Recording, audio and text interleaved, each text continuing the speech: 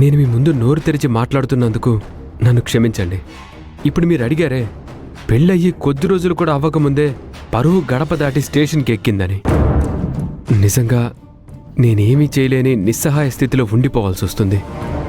మంజు నా జీవితంలోకి వచ్చాక నాకు మనశ్శాంతి అనేది కరువైంది. అటు అమ్మకి నేను చెప్పుకోలేకపోతున్నాను, మీకు చెప్పకుండా ఉండలేకపోతున్నాను. అలా అని మంజుకి నేను విడాకులు ఇవ్వను.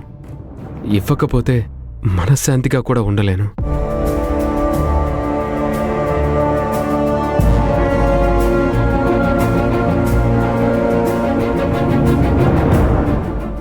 ఏం పర్వాలేదు, నీ అభిప్రాయం నువ్వు చెప్పావు. కానీ నీకు నీతులు చెప్పడానికి, మంచి మాటలు చెప్పడానికి నేనెవర్ని? మొదటి నుండి నేను నీకు మద్దతిస్తూ నువ్వు స్ట్రాంగ్గా నిలబడ్డానికి, యూత్ లీడర్ అవడానికి సహాయపడ్డాను. ఓకే, ఇప్పుడు మంజుని నా కూతురు అనుకుంటున్నాను.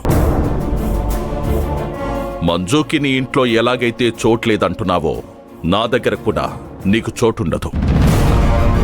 అన్నా అన్నా అన్నా, ఏంటన్నా మీరనేది? నాకు మీ దగ్గర చోట్లేదా? అంటే నేను మీ మనిషిని కాదా? ఈ మాట మీ హృదయం నుంచే వచ్చిందా? ఏం చేయమంటావు? ఇంతకంటే ఏం చేయగలను?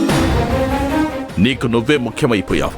నీ పొలిటికల్ కెరియర్ని కూడా పక్కన పెట్టేంత గొప్పోడివైపోయావు. మంచిది. అన్నా, ఇంతవరకు ఈ సత్య ఏ విషయాన్ని మీకు తెలియకుండా చేయలేదు. మీ దగ్గర ఏ విషయాన్ని దాచలేదు. నేను మీ మనసుని గాయపరుచుంటే నన్ను క్షమించన్నా. నేను మంజుకి ఎప్పుడు విడాకులు ఇవ్వను. సరే, అలా అని నాకు మాటివ్వు.